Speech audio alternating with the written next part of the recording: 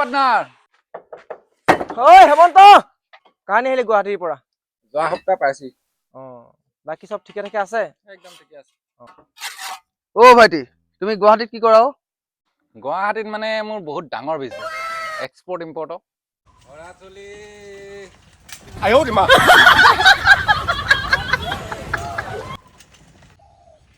বাইদেউ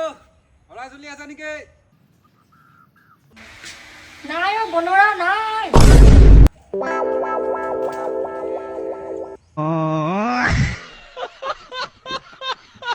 দেখিলে মালিক আজিকালি লগৰবোৰে পাত্তাই নিদিয়ে